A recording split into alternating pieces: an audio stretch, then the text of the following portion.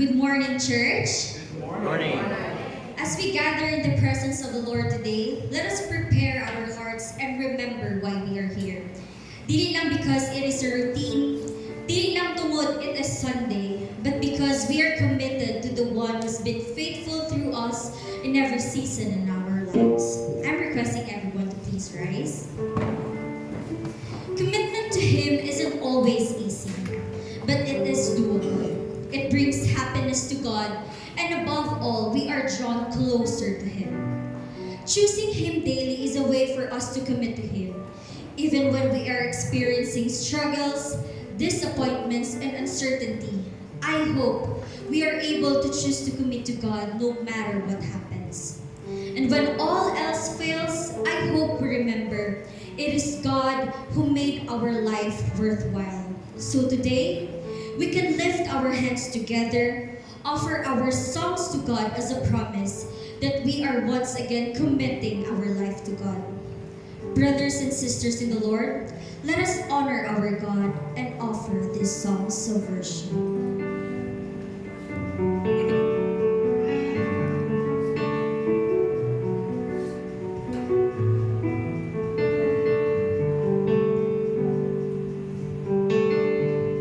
Who makes the sun to rise and bring you earth, your life, and every being? Jesus is you. Who turns the day to night and watches me as I begin to dream. Jesus is you. Who brings me food for my table? Who cares for all of my needs? Who walks the road with me, is strong with me through all that I have been? Jesus is you. Jesus.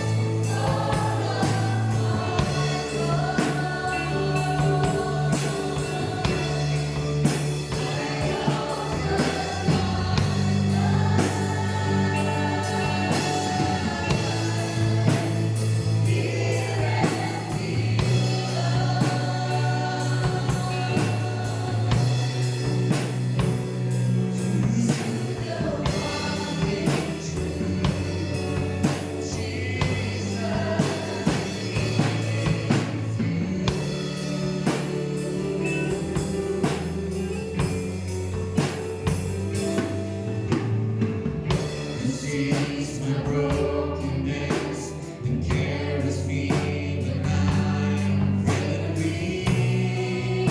Jesus is you. Who tells the storm to rest when I am overwhelmed and cannot speak? Jesus is you.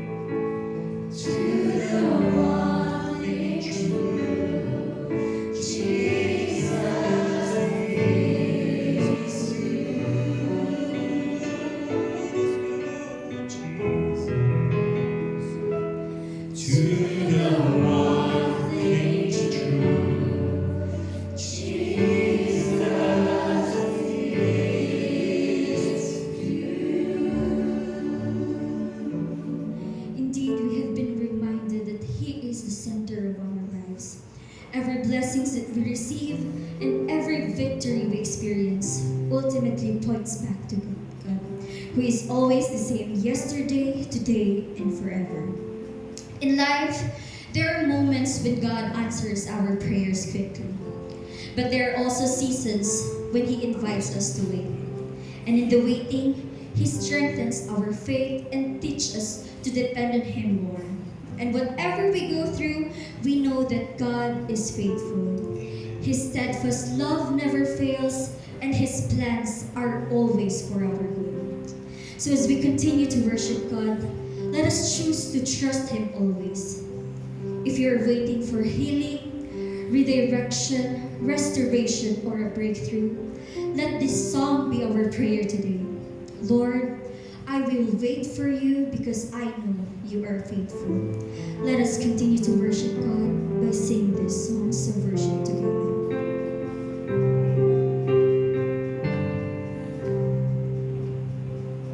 Out of the depths I cry to you.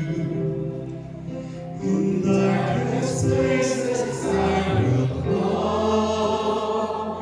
Incline your ears to me and you, and hear my cry for mercy, Lord.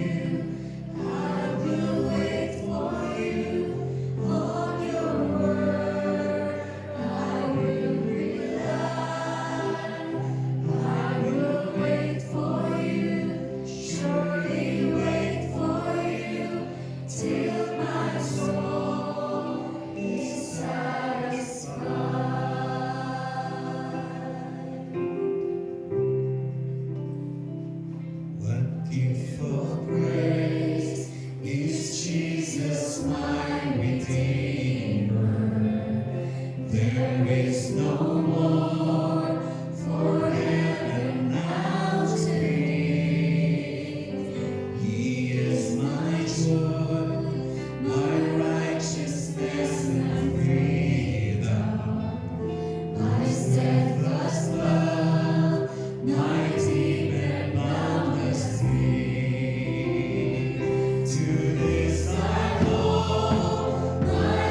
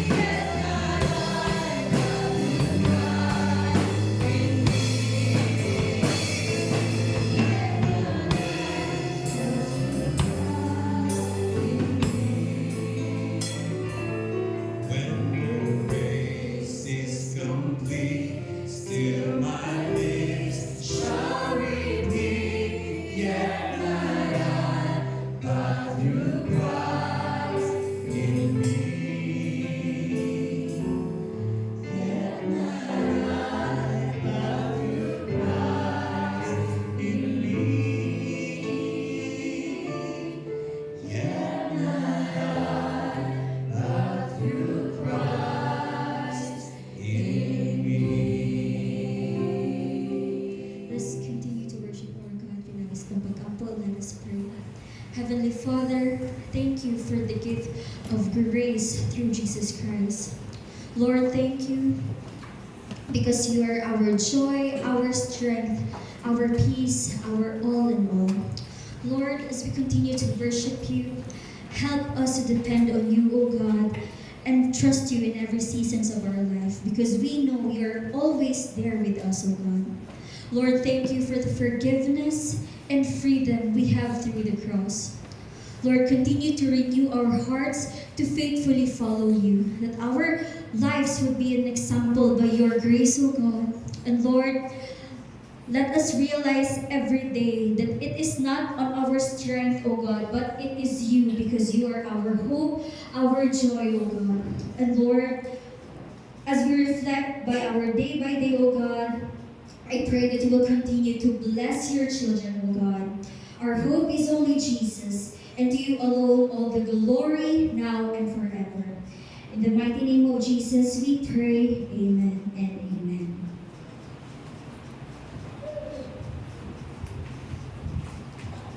Please remain standing for the reading of God's word. Once again, mayong buntag ka natong tanan. For our scripture reading is found in the book of Ruth, chapter 1, verses 6 to 17. Ruth, chapter 1, verses 6 to 17. Please follow me silently as I read the word of God in Ruth 1, 6 to 17. Then Naomi heard in Moab that the Lord had blessed his people in Judah by giving them good crops again. So Naomi and her daughters-in-law got ready to leave Moab to return to her homeland. With her two daughters-in-law, she set out from the place where she had been living, and they took the road that would lead them back to Judah. But on the way, Naomi said to her two daughters-in-law, "Go back to your mother's home instead of coming with me, and may the Lord reward you for your kindness to your husbands and to me. May the Lord bless you with the security of another marriage." Then she kissed them goodbye, and they all broke down and wept. "No," they said, "we want to go with you to your people." But Naomi replied, "Why should you go on with me? Can I still give birth to other sons who could grow up to your husbands? No, my daughters, return to your parents' home, for I am too old to marry again. And even if it were possible, and I were married to get married tonight, and bear sons, then what? Would you wait for them to grow up and refuse to marry someone else? No, of course, not my daughters. Things are far more bitter for me than for you, because the Lord himself has caused me to suffer." And again, they wept together, and Orpah kissed her mother-in-law goodbye. But Ruth insisted on staying with Naomi. "See," Naomi said to her, "your sister-in-law has gone back to her people and to her gods. You should do the same." But Ruth replied, "Don't ask me to leave you and turn back. I will go wherever you go and live wherever you live. Your people will be my people, and your God will be my God." Last verse. "I will die where you die, and will be buried there. May the Lord punish me severely if I allow anything but death to separate us." God bless you from the reading of His word. Stay places. Now let us give our divided attention to listen His word to our pastor John. Let us start with a prayer. Father, as we dig into your word, we pray for your mercy, we beg for your wisdom to get through our hearts and minds, so we will not just be able to listen to the truth, but as well as subject ourselves to follow and obey it. Lord, we are in times of uncertainty, but you are the one who holds the ground where we are standing. We trust in your power and in your grace. In Jesus' name, amen. Today, we will start a new series which is inspired sa kinabuhi sa isa ka babae nga nanganlan o Ruth. Ang iyahang life story is also our focus every Friday sa atong prayer and worship.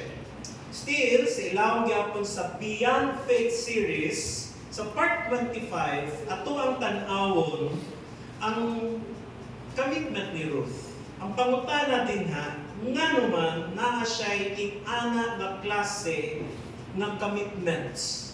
Why does she have such kind of commitment quality? Dili ordinary ang commitment ni Ruth. That is what we're going to find out today sa message, When Faith Becomes Commitment. Now, ang commitment is one of the most admired qualities in our world. Now, we admire couples who remains faithful maski lagpas na sila 50, they're still together. Not just together, but they still love one another. We admire athlete na sayo pa lang sa buntag, wa paniguwas ang adlaw, mata na, ready na para sa regular training. And we admire soldiers nga dili gid mobiya sa ilahang post. And even entrepreneurs nga nagsugod sa gamay nga business ug karon dako na yung business daghan na branches. Why we admire commitment? Because it's inspiring. No? Commitment is inspiring, but at the same time, it is also rare. Rare. Panagsa lang tayo makakita. Not everyone has that level of commitment to something or to someone. But here is something Scripture teaches that our culture overlooks. Commitment by itself is not necessarily good. Dili tanang commitment tama. Dili tanang commitment maayo. Ang isa ka terorista can be committed to terrorizing people. Ang isa ka kriminal may be committed to commit crimes. O ganiyang life goals. Mupatay, mudaot sa kinabuhi, mu hold up. Ang isa ka businessman can be devoted a young life sa pagpadaghan sa iyang wealth. And so they will use whatever they can para lang makakwarta. A politician can be committed to power and corruption. That's like what's going on in our country. So commitment is morally neutral. As I said, it is not necessarily good. The issue is not whether we are committed. Ang issue sa commitment is asa na gikan. Kinsa ang motivasyon sa imong commitment? What gave birth to our commitment? Kay tanang commitment adunay source. It has an anchor to which it is rooted that makes it grow and keeps it going. May ubang commitments, they are born out of ambition.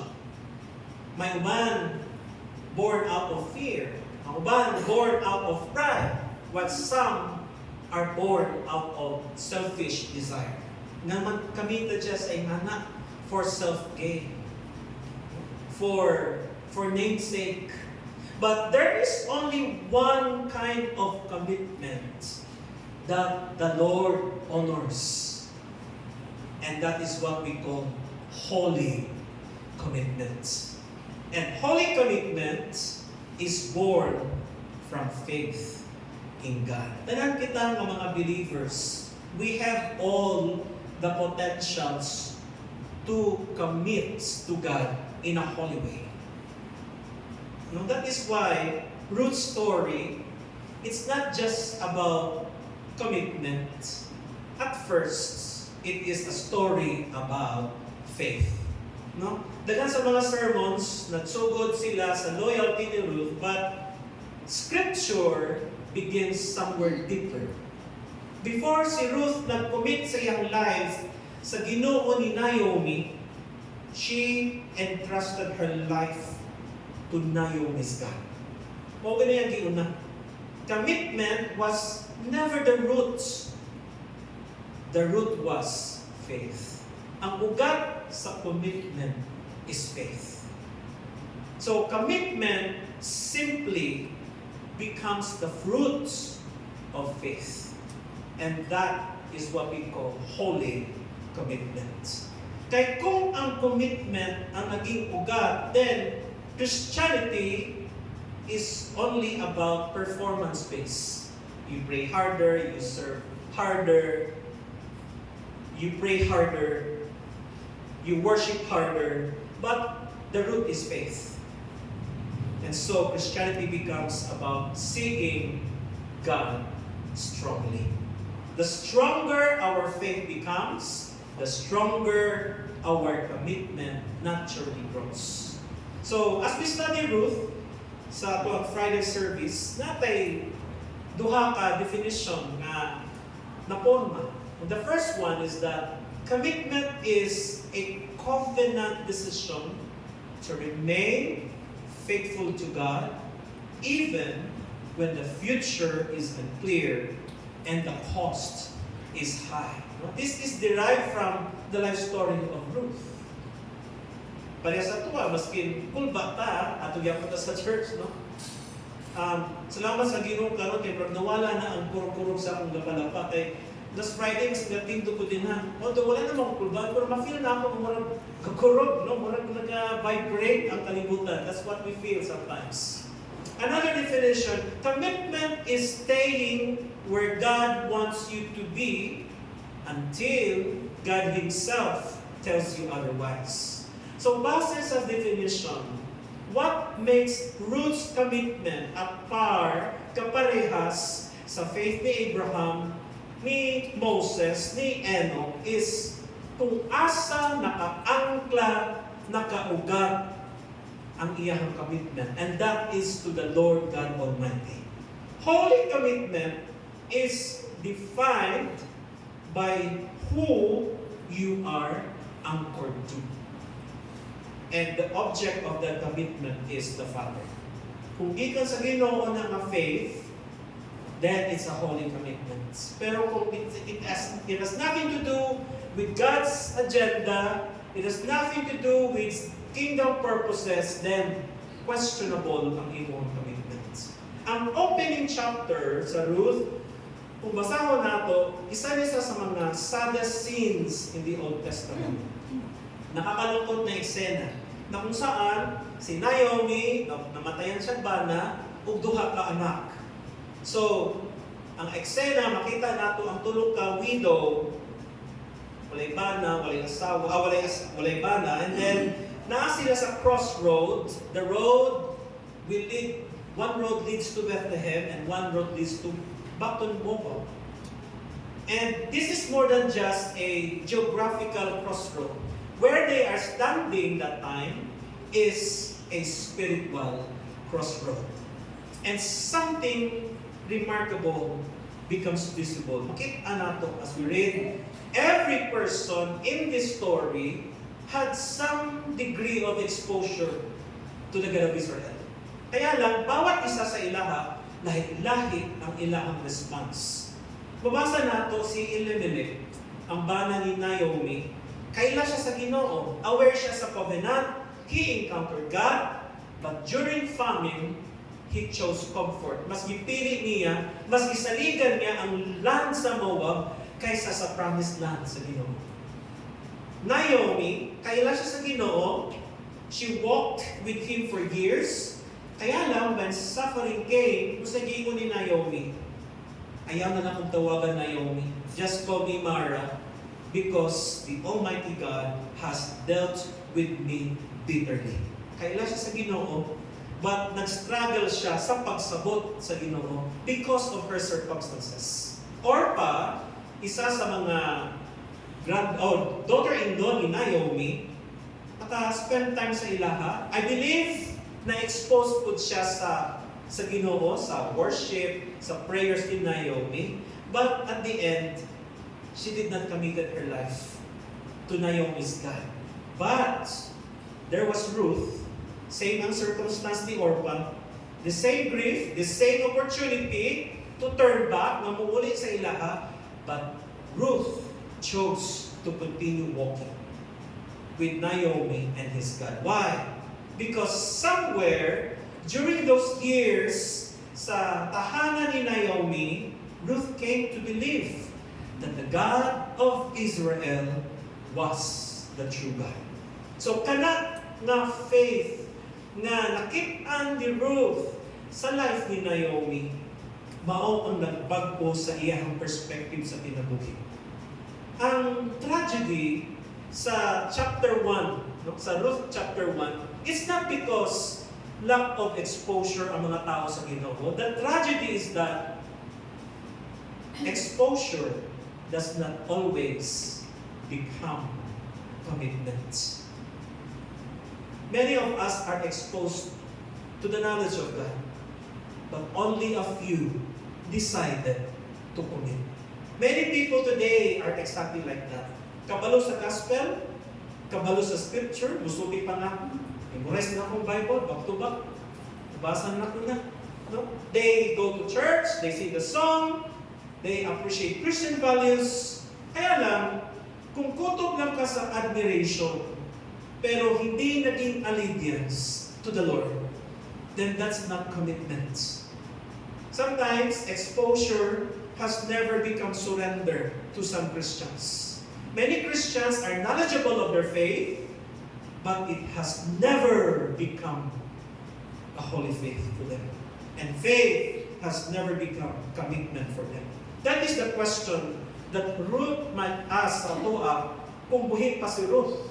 No, iyang pangutana is not about, have you heard about God? Ang magiging pangutana ni Ruth sa Toa bang na-entrust ang atoang kinabuhi sa atong Diyos? So that will bring us to insight number 1. Commitment begins with the seed of faith. No, ang seed of holy commitment is faith. Na may diri sa ato ang walay faith. Taas daw kamot ang walay faith diri. So walay nagsaka og kamot, ibig sabihin each one of us possesses the seed of faith. In Ruth 1:16b, niya, your God shall be my God. While she spent time with the family of Naomi, nailhan ni Ruth ang Ginoo sa Israel, ang Ginoo ni Naomi. No, nailhan ni Ruth. No, notice ang order of confession ni Ruth, many people ang manotice lang, your people shall be my people.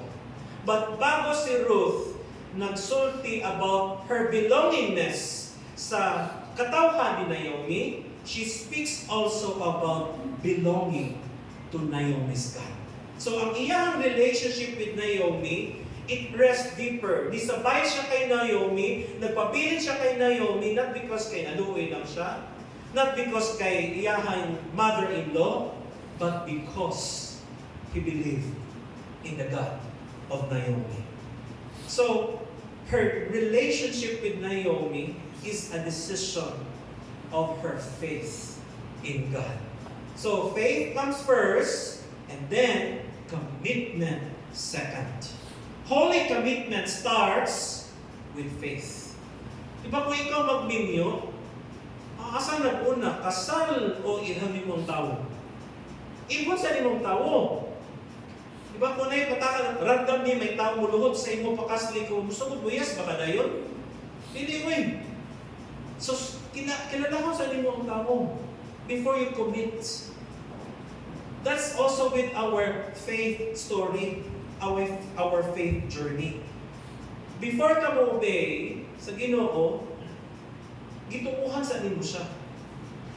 So ang tao na wala ka obey sa Ginoo, meaning you have not yet completely believed in the God whom you put your trust into.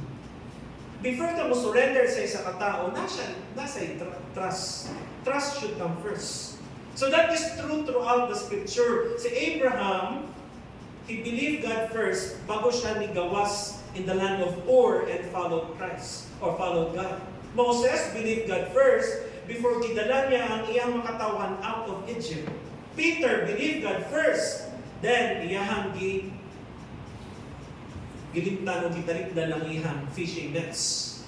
Paul encountered Jesus first, then everything he once considered gain became loss. Ingana ang order sa ato ang kinabuhi. Faith always comes first. Then commitment follows. Because we never commit ourselves hoping God will prove trustworthy. We commit because we discovered that He is trustworthy. Therefore, we commit ourselves. So, commitment is simply faith that has learned to walk. Walking with Jesus. Trusting with Jesus. Obeying Jesus. Serving Jesus. Surrendering to Jesus. That's commitment. It's simply faith that has learned to walk. Walang ginatawag na walking with faith. No? Because sa mga tao, they have faith but they don't walk that faith.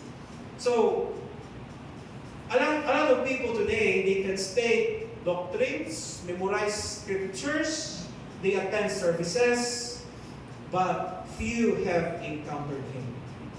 It's true that knowledge informs the mind, but faith transforms the soul. So, pangutan mo na ito, atong kaugalingon, have I ever had a moment when God became real to us? Kasi kung totoo ang Diyos sa atin, then what follows is we will commit. We will surrender, we will obey, we will serve. Kasagad sa mga tao, hey, ilang commitment.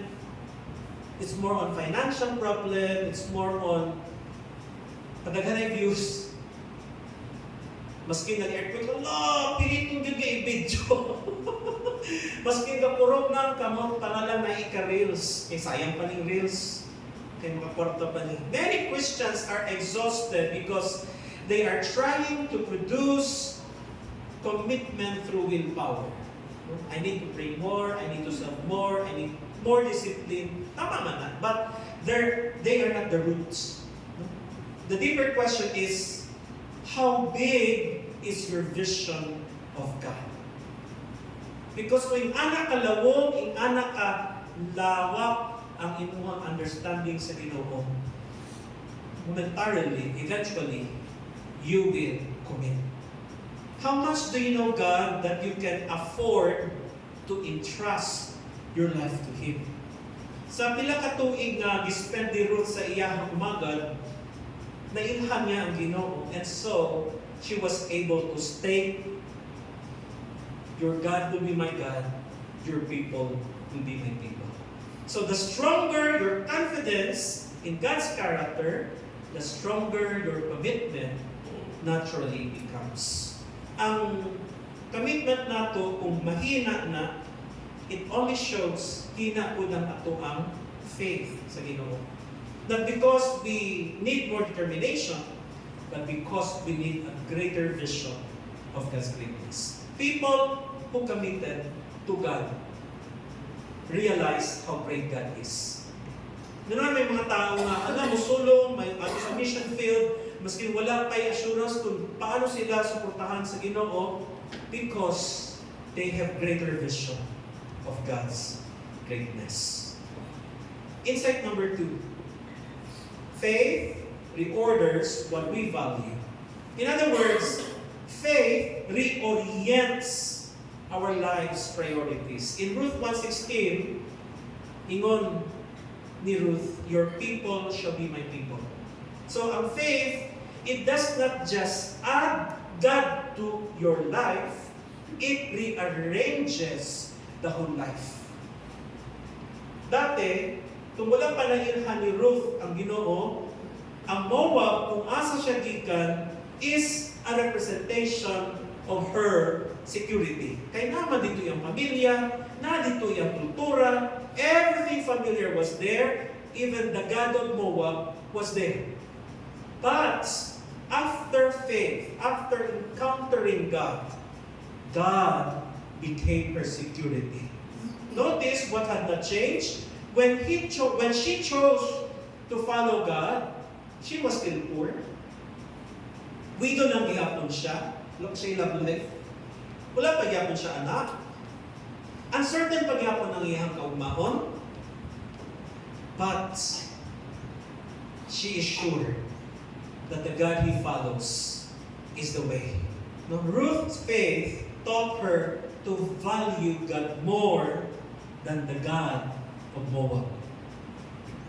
It changes the priorities. Faith reorders what we value. Ang dati nato gina-value was you discover God, you will learn worthless the ito. Faith did not immediately change her circumstances, but faith changed the heart of Ruth. So natun-an ni Ruth to sacrifice what is unworthy for what is worthy for her life. Kaya nakita niya ang value sa iyang faith. She no longer evaluated life according to comfort. She evaluated life according to God's worth. That's why she learned not just to sacrifice, she learned how to love the faith he discovered. The love for God, the God of Naomi, the God of Israel. So, mao na ang tinuod nga conversion. Ang tao nga na-convert in the Lord, na-realize niya ang value sa Ginoo, and he or she learns to love deeply that faith. Jesus said, seek first the kingdom of God. Not because the kingdom should be added to everything else, but because it becomes the center of everything else. Faith changes first things. Kung ikaw tinuod nga nagasimba sa Ginoo nga great in your life, you will know how to prioritize Him first. So when you prioritize what God loves, then that's commitment. That's a holy commitment. What's valuable in the eyes of God becomes valuable to you. For example, kung na kay commitment Saturday nga para lang sa Ginoo, when other requests that requires your time and maapektuhan imong schedule for the Lord, even Sunday, di mo na i-give up ang time for the Lord. That is a holy commitment. So ask yourself honestly, has your faith changed only your beliefs?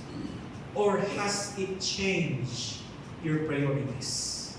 Because holy commitment gives you the power to change your priorities. One that honors God's agenda. One that serves the kingdom agenda. Pwede man mag-change mong belief without changing your priorities. But genuine faith always reorders your priorities. Your time for the Lord, treasure for the Lord, your talent for the Lord, even your testimony.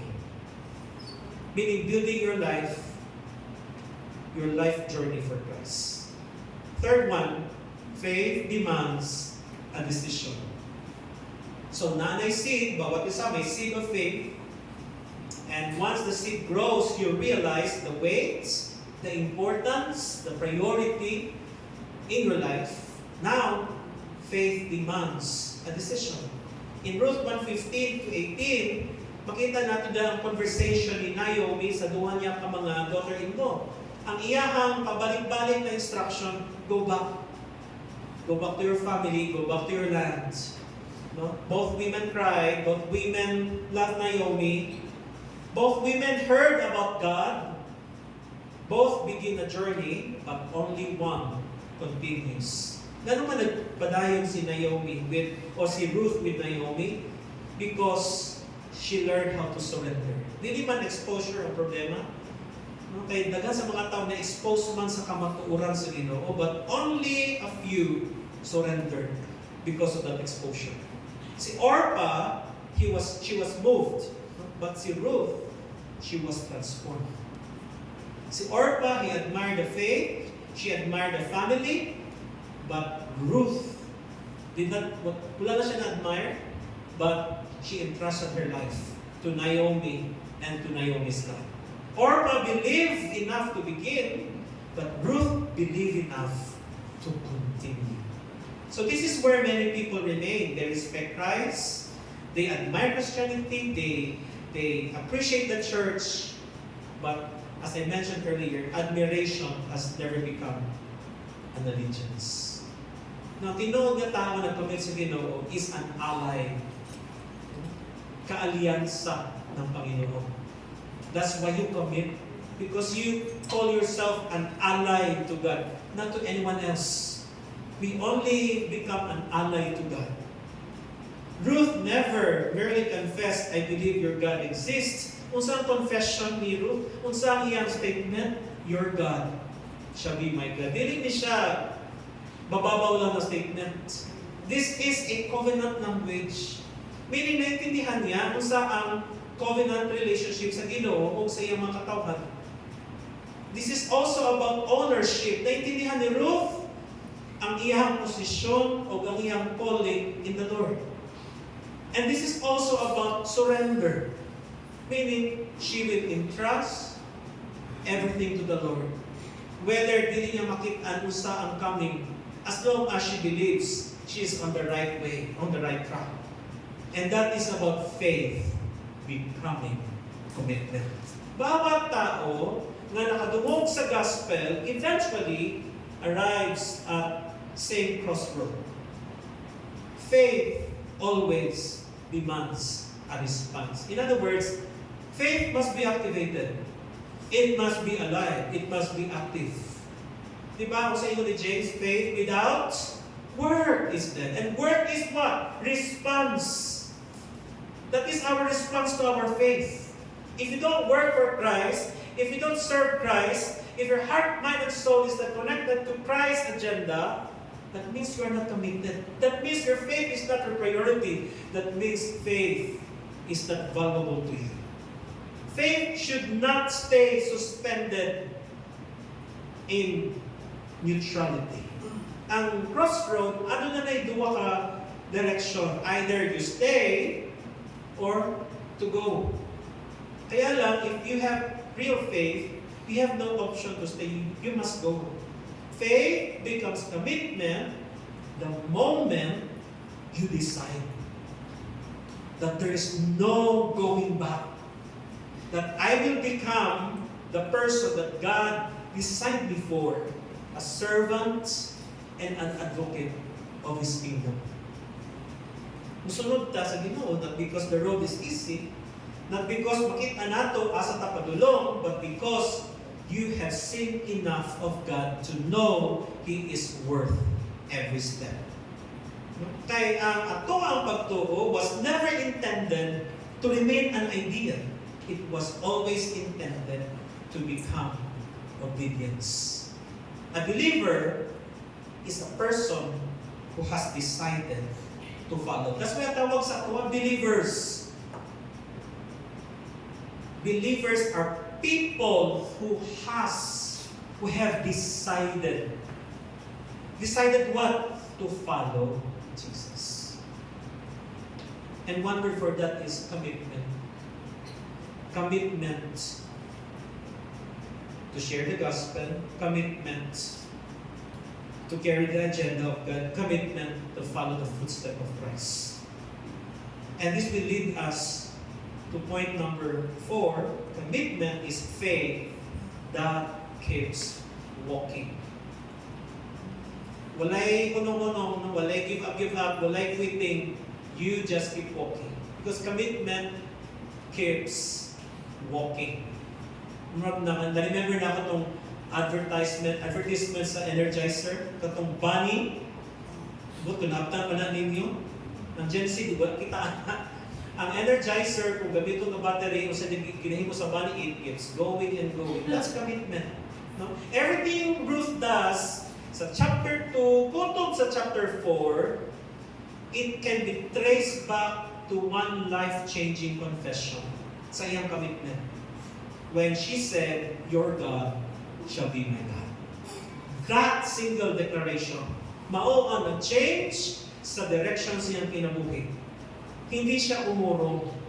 Hindi siya ulong-surong. Si Ruth, sulong lang ng sulong. Sugod lang ng sugod. Because she believed God, she remained with Naomi. Because she remained with Naomi, she faithfully gleaned in the fields to provide for them. In the future chapter, or in the preceding or succeeding chapter, mabasa nato na nagsugod siya harvest sa field ni Boaz. No? Because she trusted God, na-encounter niya ang iyang love life.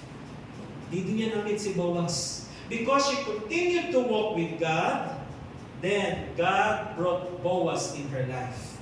And because she remained faithful to God, God made her part of God's great plan of redemption. Not just for her life, but for the entire generation.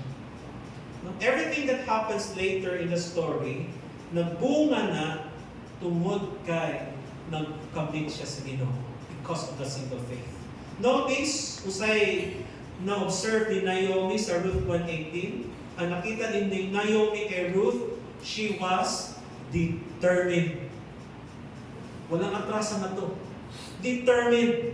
And that word comes from the Hebrew word amats. Pangit sa Pilipino, no, ang amats. Kay, kung may amats ka, meaning nakahay ka sa drugs. But sa Hebrew, ang amats, ibig sabihin, strong.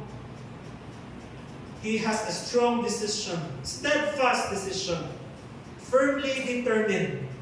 It is someone na fixed na yung mind. You can never change that decision.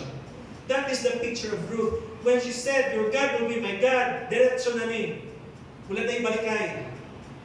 She was no longer merely considering whether to follow God. She had settled the matter in her heart. No turning back. So notice ninyo ang progress. In verse 16, when she said, your people will be my people and your God will be my God, that is faith spoken. And in verse 18, when her determination is found, that is commitment walking. So anyone can make a promise in an emotional moment. Anyone can make a decision when future looks exciting, but faithfulness is revealed when we continue walking long after the emotions have faded. Si Ruth, wala siya idea kung sa in the future, wala siya idea na, ay mamit di niya si Boaz. Wala siya idea na siya di ay ang magiging grandmother ni King David. Wala siya idea na out of his line, out of her line, she would become part of the family line of Jesus Christ. Paano na naitabo? She committed. She committed to God. She simply took the next step, and then the next, and then the next. And that is what we call biblical faithfulness. So, faithfulness is not one dramatic decision, but it is a lifetime of ordinary obedience following from the heart that has already decided to trust God. Ang seed, wala pa na life kung magpabilin siyang seed. Pero the moment itanong nimo ang seed, it becomes alive. Once itanong nimo ang seed, you will not expect na magpabilin ang seed. It will grow. No? So, magkaroon ng stem, magkaroon ng stalk, and harvest. So, there's always life. Life was always in it. Growth simply made it visible. Pag itanong nato ang faith and make it grow. So, yan po ng faith. Faith is not meant to remain a single emotional moment or a single encounter na nagtindog ka, ginawat ni mong Ginoo. That's not just the design of faith. It must be lived out through our commitment to God. Kaya ang Ginoo, wala siyang intention nga ang faith nato nga magpabilin lang na seed. He planted it in you so that it will grow into obedience, into perseverance, into faithfulness. And faith matures. And when it matures, it looks like commitment. No? And this will lead us to point number 5, the last one. God uses holy commitment for redemption. Ang commitment ni Ruth, it led to salvation, to the birth of salvation. Ruth never imagined where this road would lead when she decided to follow Naomi. When she left Moab that morning, she had nothing but her poor mother-in-law. And then, mabot siya sa isa ka-unfamiliar country. Wala siya roadmap, no guarantee, no dramatic vision. But then, in the future, we will find her gleaning in the fields, faithfully working there. Ipulot man ang trabaho ni Naomi kay sa field, ang mga sobra-sobra, pwede nila puluton para makasurvive sila. But God moved his story until nabit niya si Boaz, and then naanak niya si Obed, and naapo niya si Jesse o si David, and then there comes the Savior Jesus. So the woman who walked out of Moab with empty hands become the part of the bloodline of the Son of God. Hindi niya alam to. Wala siya ng plano niya na. God did. In Romans 8:28, it says, "And we know that for those who love God, all things work together for good, for those who are called according to His purpose." Wala ka kabalo sa kulang sa Ginoo. Maybe at this point, dili pa klaro what's going on in your life, but still, keep on committing to God. God was already working while Naomi thought everything was ending. So this is one of the greatest lessons in the entire book. God rarely asks us to understand His good plan. We don't need to know His plan. Ang iyahalang ginatulo sa tuwa is magpabilin na faithful to the next step, until to the next step. The story is His try. Faithfulness is ours to give. Walang wrong nato. Be faithful, be committed. It's not our role to know what's behind the next step. So ang kwento ni Ruth declares that faithfulness is never wasted when we place it in the hands of God. The results belong to Him, faithfulness belongs to us. Therefore, let us keep walking. Sa Gospel, before we close, Ruth is not the greatest example of commitment in the Scripture. Sa Gospel, Jesus is the greatest commitment. Kaya si Ruth, when she committed to Naomi, Jesus committed Himself to sinners. Ruth left Moab. Jesus left heaven. Ruth walked towards Bethlehem. Jesus walked towards Calvary. Si Ruth, he remained faithful through uncertainty. Jesus remained faithful unto death.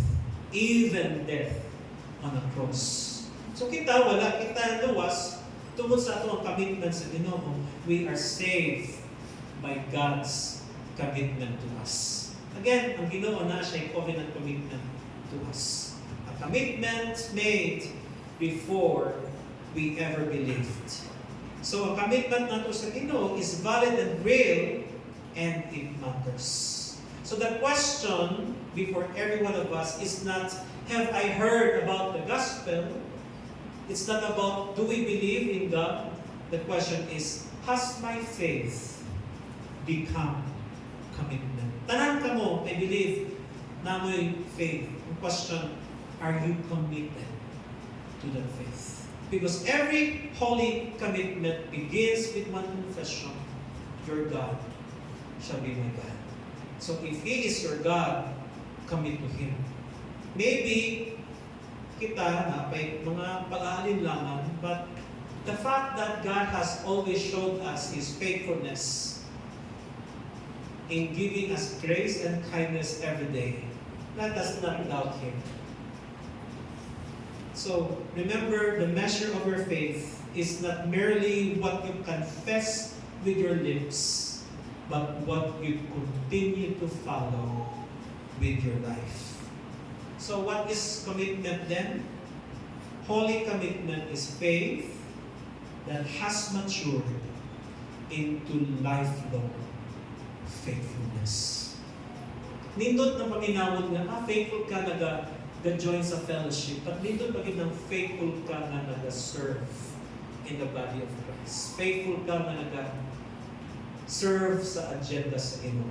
Shall we all rise? And let us once again check our hearts. Let us check our life story. Let us check our journey. Let's go back to the question, has my faith become commitment? And let us deal with that. Let us allow God to speak to us. And let us recommit again our lives to Him.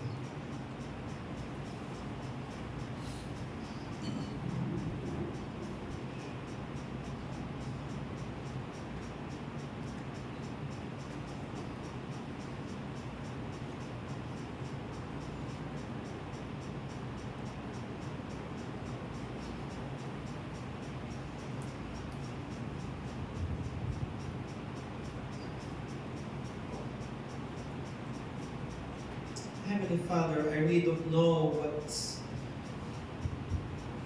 what commitments your children are making in this place. That may they not forget to prioritize their commitment to you.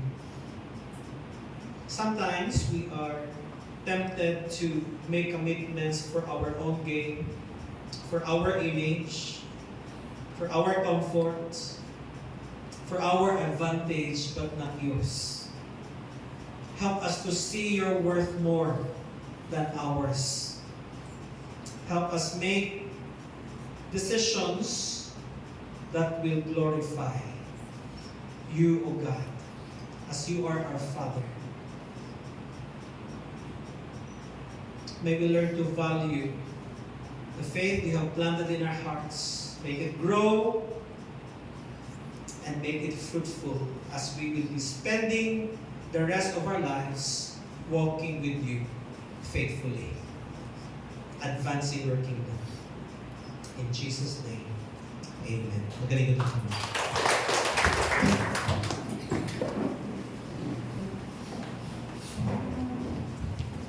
Thank you so much, Pastor John, for that wonderful and timely message ka ng Patagon. I hope kita na bless na po sa inyo. For the two verse that we read the passage sa Luke 6:38, give, and it will be given to you, good measure, pressed down, shaken together, and running over, will be poured into you. Brothers and sisters in the Lord, now is the time to give our tithes and offering. Kung yan ito sa ito ang subject pastor offering bago.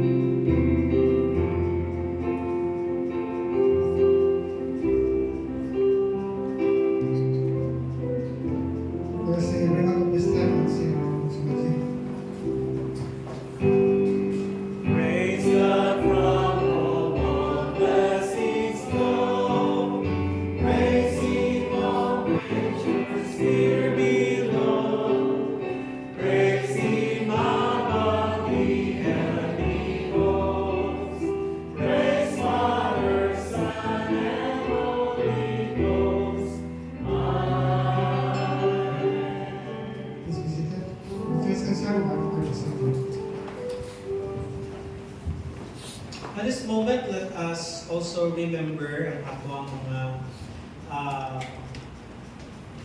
co-citizens of the world sa Venezuela who has been affected also. Sila ang mas grabe ang naapektuhan. So many losses. No? Mas grabe ang impact sa ila compare sa atuan. We'll pray for them. Sa karong gani kulang pa ato mga supplies diri sa naapektuhan. The only thing that we can help sa lugar dito is through our prayers. Salamat sa CCF family who extended their help sa mga nabiktima sa mga sa earthquake. Ang atong focus na gitabangan ang banahonan.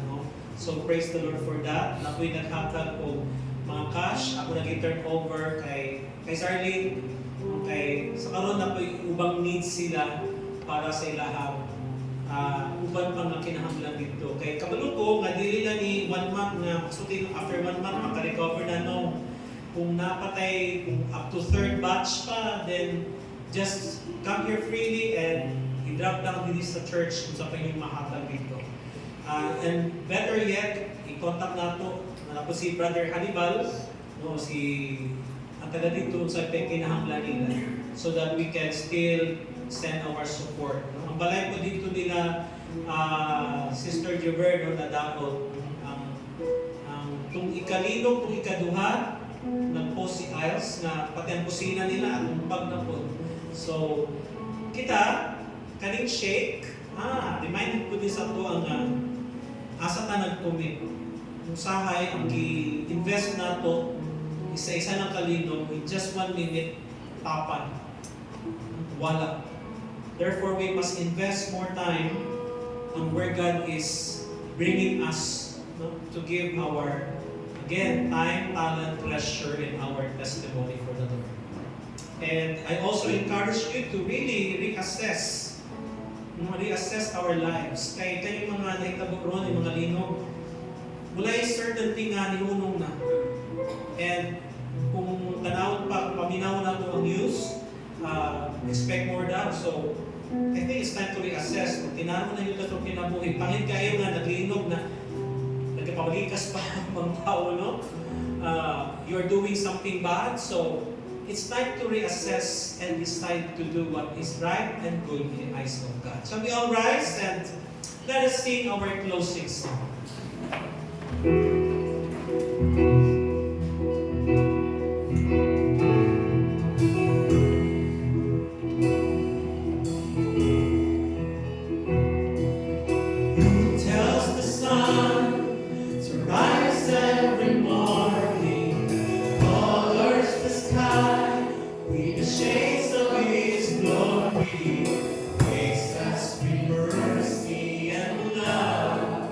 Jesus.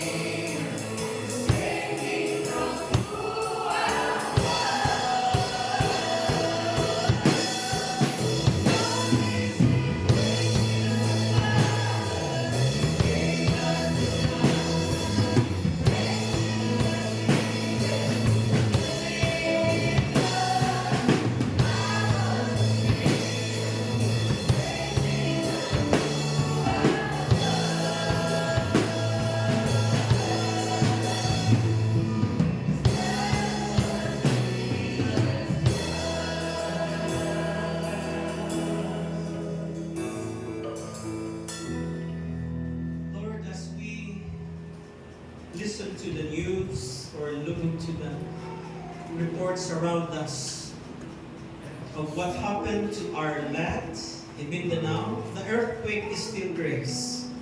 It's still grace, Lord. Because it's giving us still chance to change our mind, to change our commitments, and place it to somewhere that is worth investing on. And that is to place our commitment to you. Lord, dugan namin ang kinabuhi, and we still keep on spending our lives on things that are worthless. And this earthquake proves that whatever we have been planting that is not glorifying to you, in just one quake, it will be gone. But everything that we invest, our time, energy, our strength, investing our talent and even our spirit to what you've called us to is worth investing, because this is something that will last forever. Building our treasures in heaven. Thank you, Lord, for the life of Ruth. She's just a symbol of a faith that never goes back. It just keeps on walking with you. And because of that commitment, we use her and made her as an instrument. In her generation comes the birth of our Savior, the Savior Jesus Christ. May our life continue to find light in walking with you in your truth. Again, serving your agenda, serving your purpose. Not to make ourselves great, but your name great alone. To forget ourselves and put our trust in you. In Jesus' name, amen.